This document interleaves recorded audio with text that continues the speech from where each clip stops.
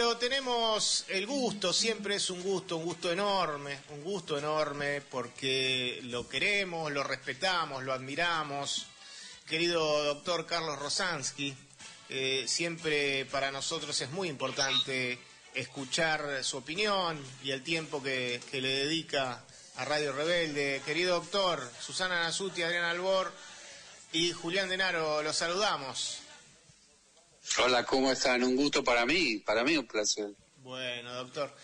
Doctor, este programa se llama ¿Dónde está la justicia? Usted no es la primera vez que está en este programa, sabe que es un programa de divulgación jurídica, de divulgación legal, de divulgación judicial. Y bueno, tenemos novedades desde esa perspectiva. Tenemos un nuevo ministro de Justicia. Cambiamos al ministro que había tenido que hacer una probation por sustraer una prueba en la causa AMIA y utilizarla para extorsionar a un juez. Ese lo sacamos y pusimos a uno que le decía a sus compañeros de aventuras en el lago Escondido que busquen facturas truchas para hacer figurar como que habían pagado el viaje que les regaló Clarín. No sé si vamos de Guatemala a Guatepeor o si, ¿cómo lo ve usted? No, sí, yo creo que empeoramos.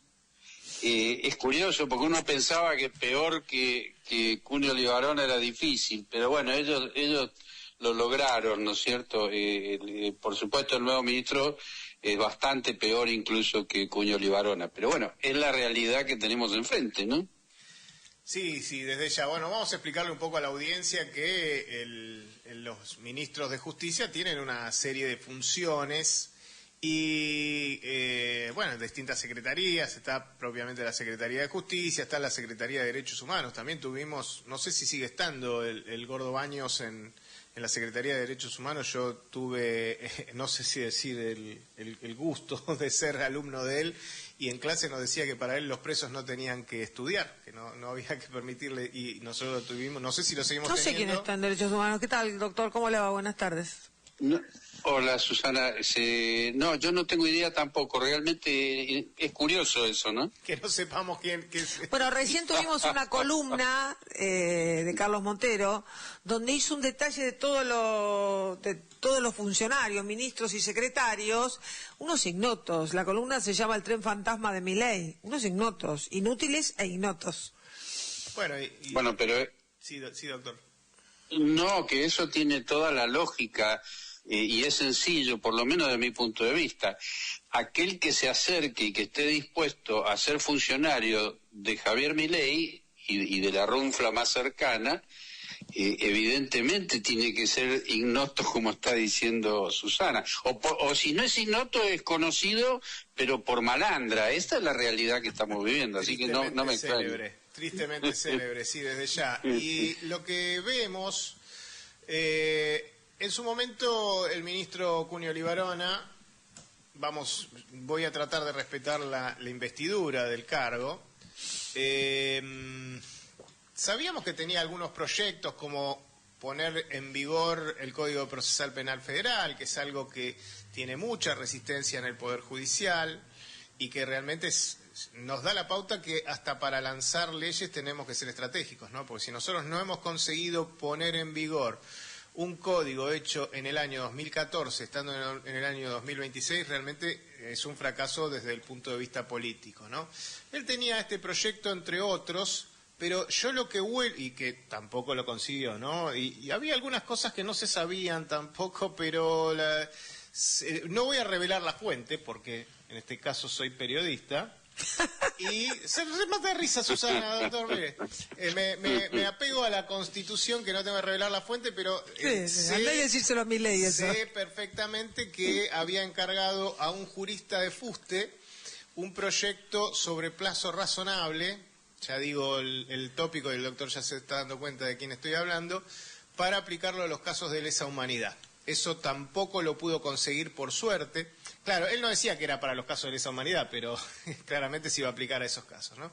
Pero claro, lo que olemos en este caso con Maíquez es que va a tratar de colocar en el Poder Judicial, tenemos un montón de pliegos en el Senado para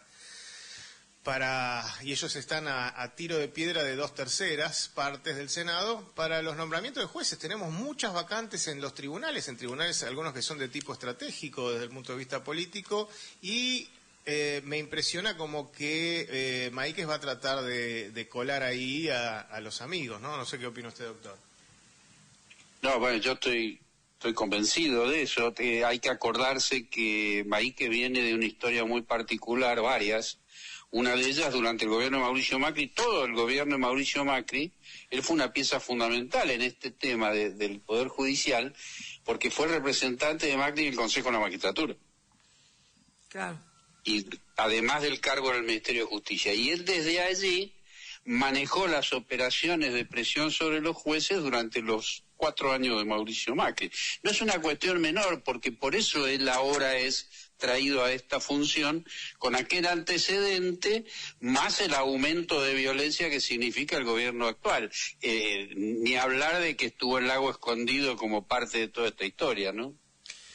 Claro, esas son esas cuestiones prebendarias, ¿no? Cuando a uno lo invitan a pasear, ¿no? Lo invitan a pasear. Acá tenemos el caso del exclusivísimo Lago Escondido, donde ni siquiera con plata puedes llegar ahí. Si no sos un poderoso desde el punto de vista político, no puedes entrar ahí. No es que es un hotel carísimo que se paga con plata de los argentinos. No es el viaje de Adorni a Punta del Este, ni es el viaje de la mujer de Adorni a Nueva York. Esto es algo que es demasiado exclusivo, como es el Lago Escondido.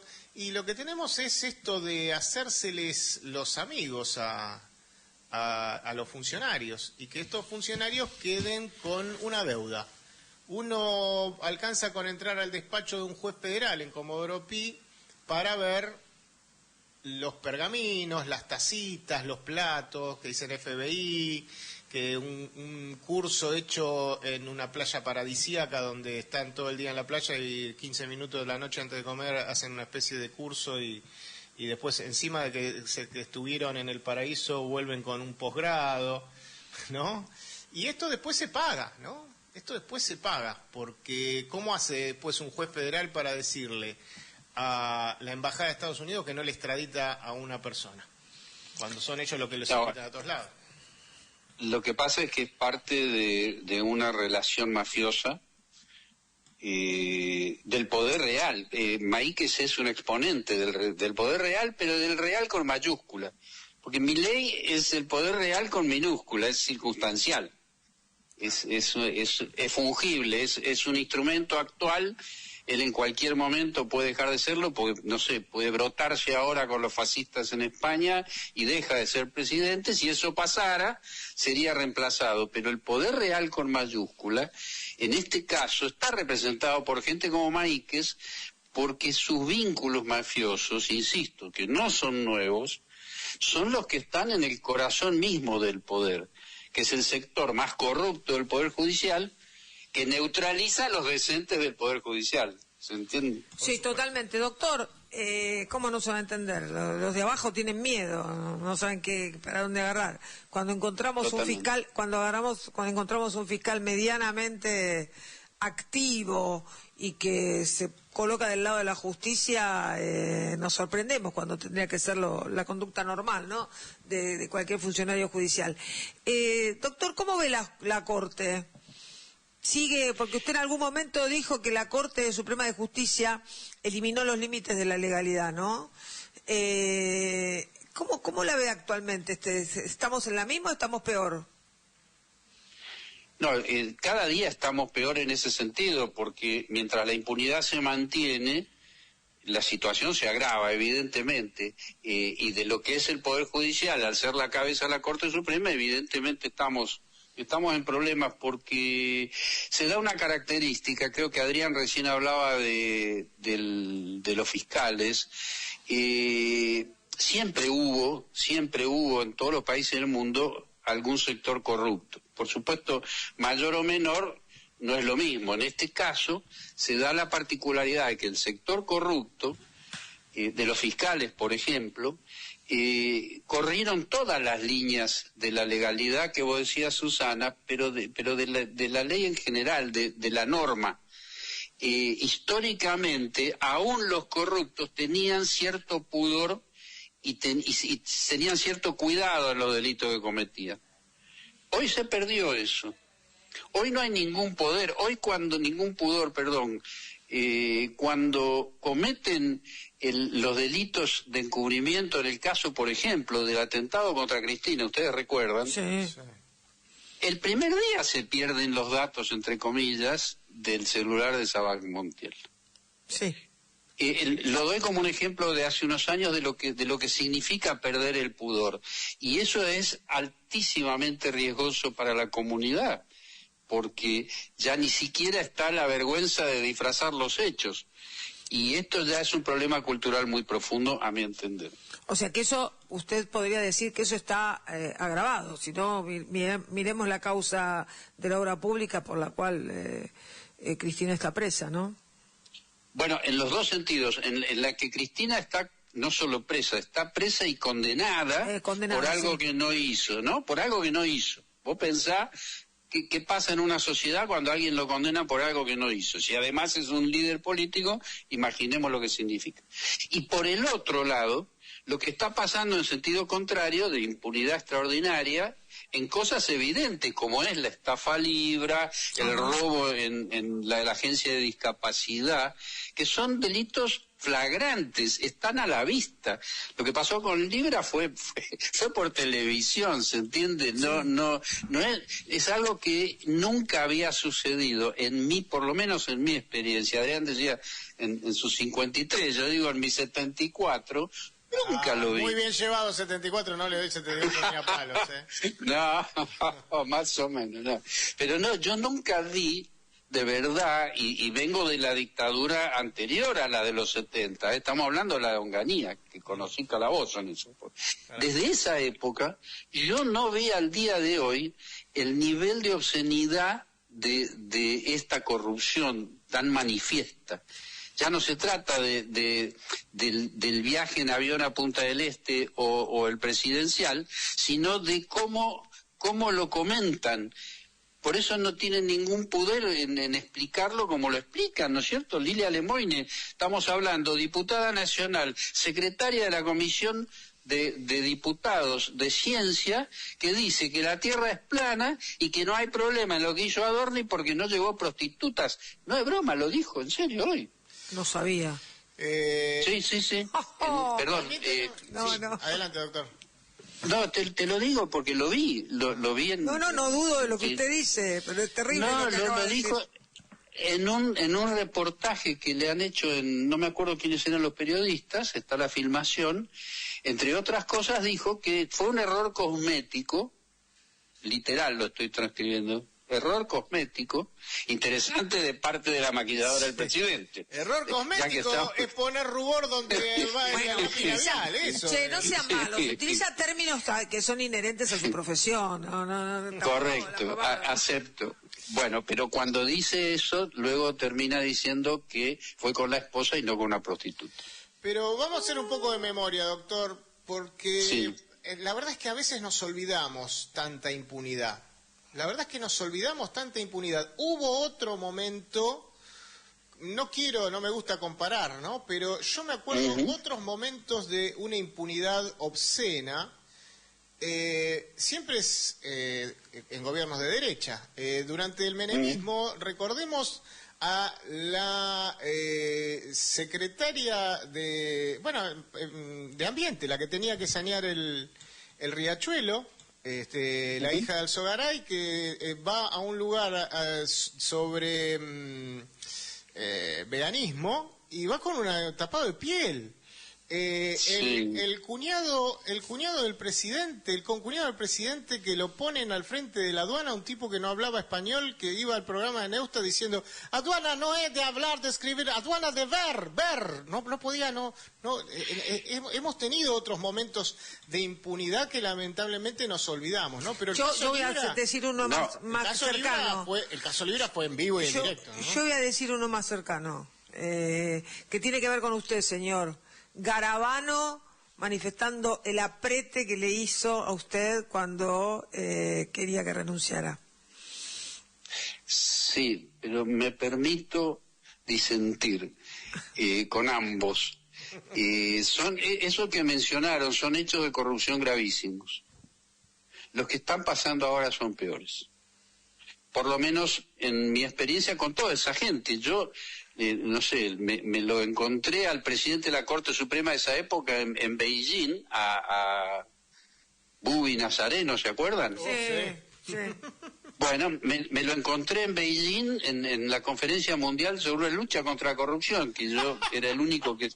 Claro, pero de verdad, yo era el único que tenía un trabajo aceptado por el comité científico y fui a eso, invitado a hablar. Y me lo encontré el tipo en el lobby del hotel. Ahora, aclaro, porque es una anécdota muy larga, pero aclaro. Bubi Nazareno y la rufla que estaba con él en esa época son Zaffaroni al lado de la corte actual. Sí. Son cirujanos al lado de un carnicero, dice un amigo mío. Son la Madre Teresa. Sí. Son la Madre Teresa. Hoy estamos viviendo otra cosa. Hoy se matan niñas de un colegio y nuestro presidente está feliz con el bombardeo en Irán.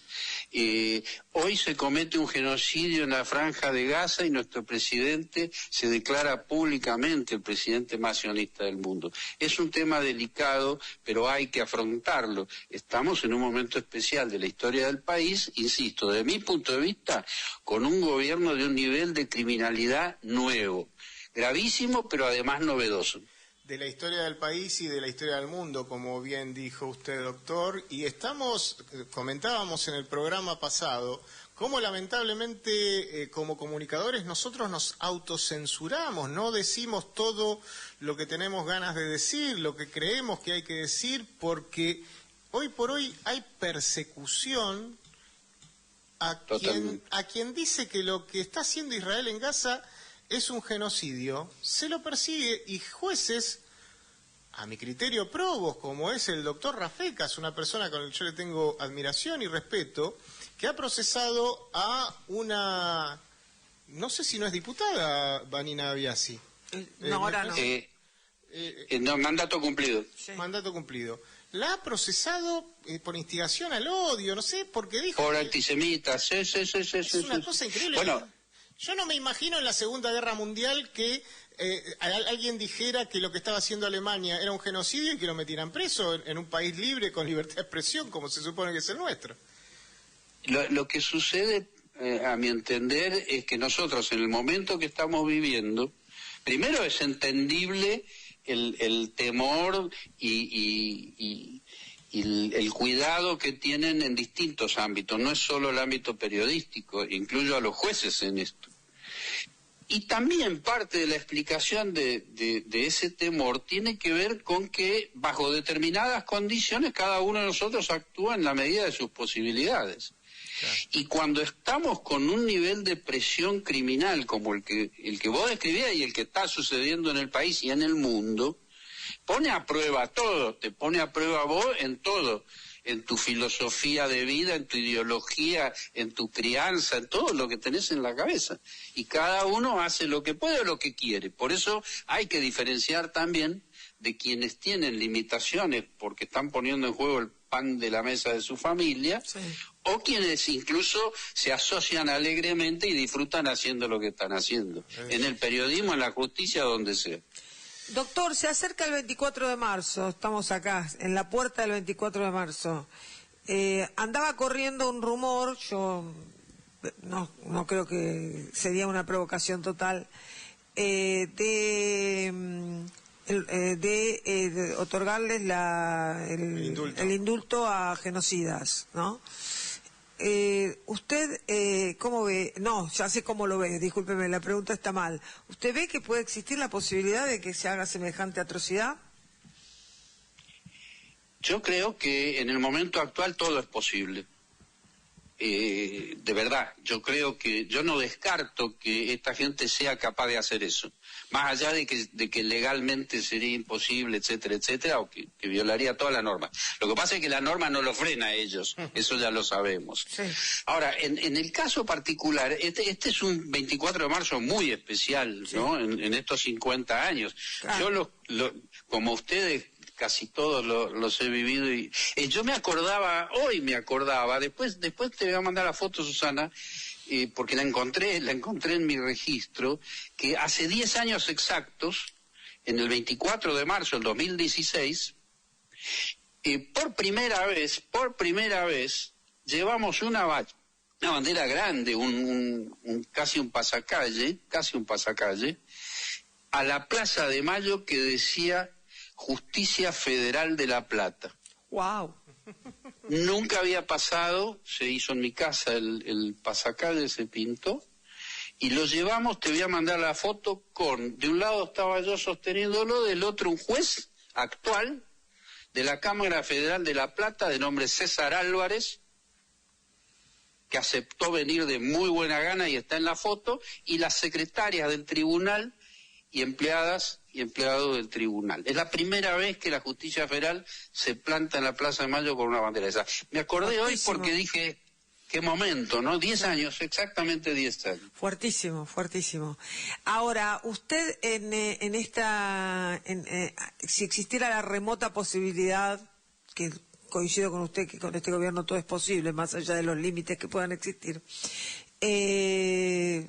¿lo ve al pueblo saliendo cuando fue lo del indulto? No, tengo dudas, yo lo pensé el 2x1, lo del 2x1. El 2x1. Sí, perdón. Cuando fue el 2x1 fue un momento extraordinario, un fenómeno. Yo tuve la suerte de estar en el escenario. Y desde ahí la perspectiva era de una visión de una multitud extraordinaria y de un momento distinto. Yo hoy sinceramente lo pensé, di vuelta al asunto, yo no creo que de producirse los indultos haya una respuesta ni parecida, estoy diciendo, a aquella época, y doy un ejemplo, hace muy poquito, cuando hace días nada más o semanas, le estaban por quitar la mayoría de los derechos ganados en 70 años al pueblo trabajador argentino, sí. La CGT, nada menos que la CGT, dijo, no movilizamos, no paramos, pero el lunes vamos a tribunal, a la plaza, a presentar un pedido de algo, ¿ok?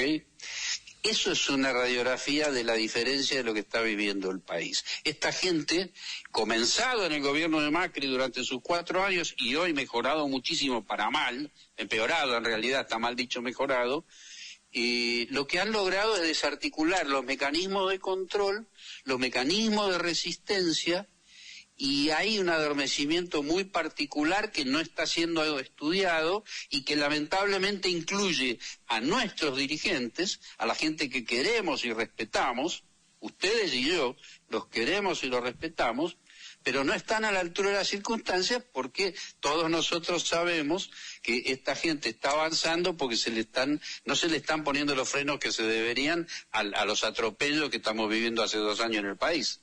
Apocalíptico. O sea, porque realmente... A ver... Sí, lo escucho. No, pero Susana, estas tragedias han terminado en la historia. El nazismo terminó, Mussolini terminó colgado en la plaza. Es decir, los regímenes totalitarios tienen una duración limitada. El problema es que cuanto más duran, más daño se hace. Hoy yo estaba publicando un posteo precisamente por la información de que Milei está negando vacunas para los bebés, para los niños y para las personas mayores de 65 años. Respecto de la influenza, respecto de la bronquiolitis y respecto de el COVID-19. Sobre las 3 cosas, es un tema brutal porque están matando gente, hace 2 años que están matando gente de distintas maneras. Y realmente no hay proporción, por lo menos en mi opinión, no hay proporción entre el daño que ellos están generando y la respuesta que nosotros como comunidad estamos dando. Así es, coincido plenamente. Sabemos, doctor, que usted tiene un compromiso 2030, pero no quiero dejar pasar por alto algo que acabamos de mencionar, que fue ese maravilloso día en el que el pueblo argentino salió a la calle y dijo, no hay 2x1 para los genocidas. Algo que sería, si Nino viviera, si Carlos Nino, el autor de La validez del derecho, si Kant, el autor de Kelsen, el autor de la teoría pura del derecho, ver... La pirámide de Kelsen. Sí, pero ver cómo el pueblo le dijo a la Corte, no, hasta acá no llegás. Y la Corte tiene que recular en chancleta y hacer una especie de recurso arrancatoria a lo bogiano y decir, bueno, no, está bien, perdónennos, no hay 2 por 1 para los genocidas. Qué cosa maravillosa. Es para estudiarlo realmente desde el punto de vista del fenómeno científico, desde la perspectiva del derecho de eso, porque la Corte reculó en chancletas porque el pueblo se le paró de manos. Qué cosa más maravillosa. La reforma previsional, la gente salió a la calle. Pero con el 2 por 1, justamente yo insisto, nunca había vivido una situación similar para ponerlo en una sola palabra, de energía.